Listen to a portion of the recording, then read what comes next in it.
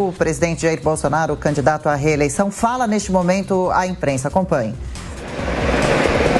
O presidente que está no Rio de Janeiro acabou de registrar o seu voto na cabine de votação. A gente aguarda a chegada do áudio. O presidente disse umas breves palavras e agora vamos ver se a gente consegue captar mais um pouquinho. Está chegando, acho que o Japão já abriu as urnas, se não me engano, tá? Portugal também? Vai, coitado, Patrícia. Primeiro turno, decide hoje as eleições. O presidente aguardando. Aliás, o presidente já deixa o local onde está posicionada a imprensa e ficamos na expectativa se ele vai falar mais uma vez com a imprensa no Rio de Janeiro ou se vai seguir nesta agenda desse domingo de eleição. O presidente chegou até a falar sobre o voto no Japão, outras partes do mundo, os brasileiros já votando também para a presidência da República. Gerando então os nossos comentaristas, a gente começa por você, Roberto Mota. A gente deu destaque para o presidente Jair Bolsonaro e também para o ex-presidente Lula. Os dois já votaram na manhã desse domingo. Mota. Olha, curioso, o candidato do PT não está com camisa vermelha.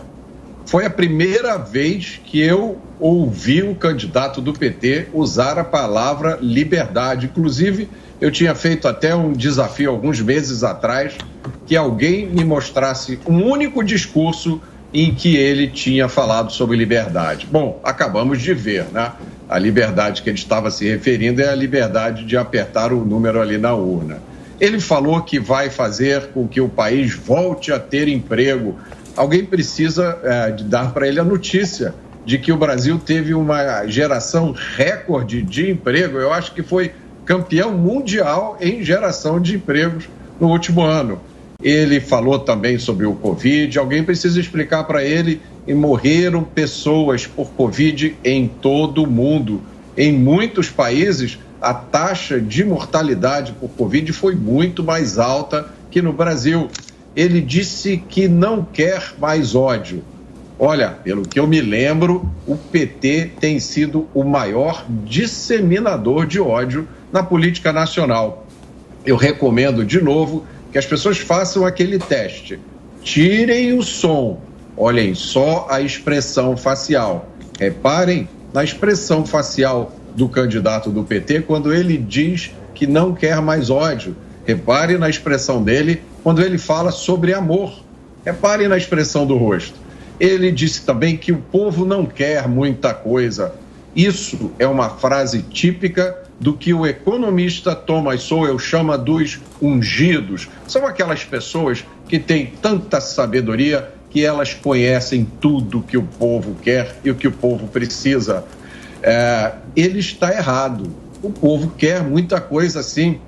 O povo quer uma política sem mensalão e sem petrolão. O povo quer eleição de políticos sem ficha suja e sem passado criminal. O povo quer políticos que protejam os direitos dos cidadãos de bem e endureçam a lei contra criminosos. O povo quer a proibição das drogas, o povo quer respeito às religiões, mas, acima de tudo, o respeito aos direitos naturais, que são vida, propriedade, liberdade de ir e vir e liberdade de expressão. E é tudo isso que está sob ataque no Brasil hoje. Ô Amanda, a gente já está recuperando a fala do presidente Jair Bolsonaro para a gente acompanhar com maior clareza. Daqui a pouquinho a gente ouve, mas o Mota destacava o discurso de Lula logo após o voto. Qual a sua avaliação? Adriana, o Lula fala com o eleitorado, ele é o candidato favorito nessa eleição, né? A gente vai precisar ver porque alguém está muito errado. O presidente Bolsonaro repete em todas as lives, não deu para a gente acompanhar a fala dele, mas só o último trecho, a última frase que ele dizia agora há pouco é que vai ganhar no primeiro turno. O Lula também acha que vai ganhar no primeiro turno, ou diz que faz tudo para ganhar no primeiro turno, mas está pronto para o segundo. E a outra possibilidade, obviamente, é de haver segundo turno, que eu acho que é a maior hipótese hoje, com uma disputa entre os dois. O Lula lembrou as mortes por Covid, pode ter certeza que essa grande rejeição do presidente Bolsonaro ao presidente Bolsonaro, que é de 52% no Datafolha divulgado ontem à noite, tem a ver com o descaso em relação à pandemia, com as imitações de pessoas morrendo sufocadas por causa da Covid, sem ar, sem oxigênio. Tem a ver também com descaso na compra das vacinas, que levou tanto tempo. A gente lembra da CPI da Covid, e-mails da Pfizer, ficaram 3 meses sem resposta. Todos os países já estavam na fila da vacina, o Brasil foi um dos últimos a entrar, começou a vacinar muito vagarosamente e começou a vacinar principalmente por uma insistência e a vontade da população em se vacinar. O governo federal teve que fazer uma inflexão de 180 graus no seu discurso de vacinação, porque antes, ou até hoje, o presidente Bolsonaro acredita na cloroquina e não na vacina, tanto é que não se vacinou, mas mesmo assim, por segurança, impôs um sigilo de 100 anos sobre a sua carteira de vacinação. Ele teve que fazer uma inflexão, agora diz que as pessoas têm liberdade para se vacinar e que comprou vacina para todo mundo, mas demorou para comprar vacina e até hoje não acredita na vacina. Fez um discurso muito deletério, alimentando desconfiança e dúvida quando a ciência apontava para a segurança da vacina. E isso está na raiz da rejeição a ele. O que a população quer hoje, a população quer comer. Tem 33 milhões de brasileiros com fome nesse país e outros tantos vivendo em insegurança alimentar. A inflação, apesar de ter caído nos últimos meses, a gente caminha aí para o 3º mês de deflação, ainda há uma alta muito grande na cesta de alimentos e na cesta básica, na inflação de alimentos. E é por isso que a população de baixa renda vota majoritariamente em Lula. Hoje a gente tem uma divisão, uma cisão no país que se dá basicamente em cima de um corte de renda, porque a população até 2 salários mínimos vota maciçamente em Lula e os mais ricos votam em Bolsonaro. A gente vai ver a expressão disso, só que é a única vez em que o rico e o pobre têm exatamente o mesmo poder, porque o voto de todo mundo conta apenas uma vez. Então, é um discurso que o presidente Bolsonaro, claro, tem seus apoiadores, é uma pessoa competitiva, mas cabe lembrar também que desde a redemocratização é o único presidente, é o único incumbente, ou seja, a pessoa que está no cargo, que está no poder, que não chega em primeiro lugar a essa altura da eleição, que as pesquisas de véspera apontam o seu oponente em primeiro lugar. A Cristina está rindo, mas a gente vai poder dirimir essa dúvida. Mas não tem o resultado ainda para falar mais isso, um né, pouco. Amanda? Até às 7h30, 8 horas da noite, a gente vai saber o resultado que as urnas apontam e finalmente quem está em primeiro lugar. Você citou aí algumas pesquisas que não têm a menor tradição e disse que o Felipe Nunes disse que algumas pesquisas são compradas, né, pelo financiador dessas pesquisas, certamente ele não estava se referindo a dele. Né, certamente ele não estava se referindo a dele, que é uma pesquisa bastante séria e muito conceituada. Mas a gente vai poder tirar essa dúvida de uma vez por todas, por volta das 8 horas da noite. As urnas vão apontar quem está na frente, quem está em segundo lugar. O importante é que isso seja respeitado, que esse resultado não seja contestado por ninguém. E se o presidente Bolsonaro, porventura, aparecer em primeiro lugar contra todo o diagnóstico das pesquisas até agora, dos institutos com credibilidade, então que isso seja respeitado também. Então, deixo aqui a minha convicção formada a respeito de que o resultado das urnas, seja qual for, tem que ser respeitado. Cristina, Grêmio, os polos já votaram e acompanhamos aqui na Jovem Pan. Infelizmente eu tenho que começar aqui explicando algumas coisas, a gente tem que ficar explicando o óbvio, mas primeiro, Amanda, eu estava rindo porque você falou exatamente assim, desde a redemocratização o presidente Bolsonaro é o único que se candidata à reeleição e não chega em primeiro lugar. É risível, porque a gente não tem o resultado, como é que a gente vai fazer esse tipo de análise? Isso é para confundir o eleitorado, não se confunda, eleitor, não se confunda, o resultado só sai depois que as urnas fecharem às 5 da tarde, aí a apuração começa e só então nós vamos poder fazer essa ou outra análise. Em relação às falácias, 33 milhões de famintos, as pesquisas todas estão dando ganho garantido para o ex-presidente Lula e a pior de todas, o CEO da Genial Quest, Felipe Nunes, falou que pesquisas são compradas e, obviamente, pesquisas são compradas.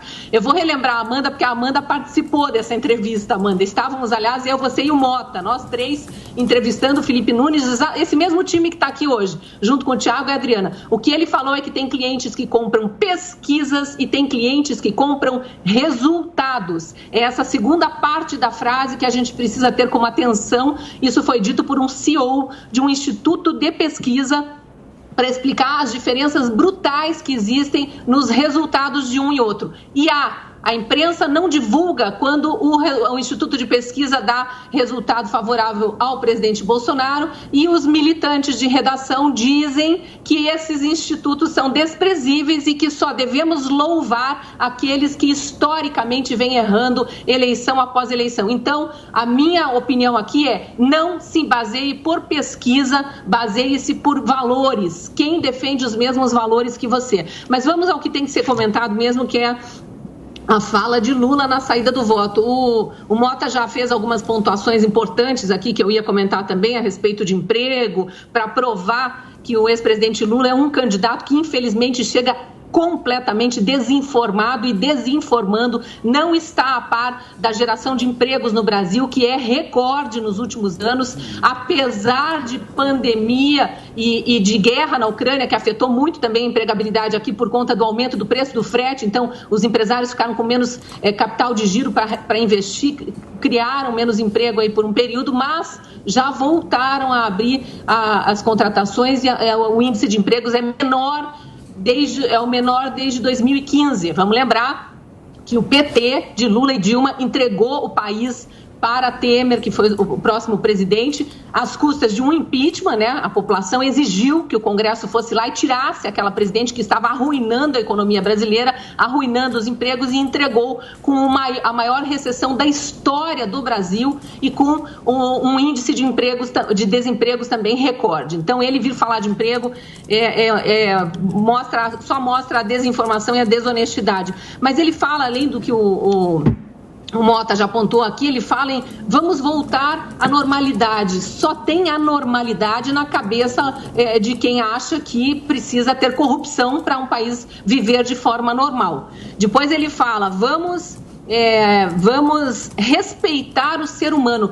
Olha, uma pessoa que durante a campanha, há poucas semanas, veio dizer que despreza a vida no início da vida, no início, após a concepção, que é favorável ao aborto, como se o aborto fosse um método anticoncepcional, estimulando as pessoas a matar seus próprios filhos nos ventres das mães. Ele vir falar de respeito à vida é um desaforo com o eleitor brasileiro. E em relação a falar que vai permitir que a família viva em harmonia. Ora, bolas, justamente quem participa de uma corrente ideológica que quer a todo custo destruir a família. Ele vem falar que a família vai viver em harmonia quando ele pregou o tempo todo que não haja família. É contra a religiosidade das famílias, é contra a paternidade, a maternidade responsável, só fala a favor da destruição. Por favor, né? Eu acho que o Brasil está bastante cansado dessas falácias todas, dessas mentiras todas, dessa descontextualização, e hoje vai responder na urna o que ele realmente quer para o Brasil. Mota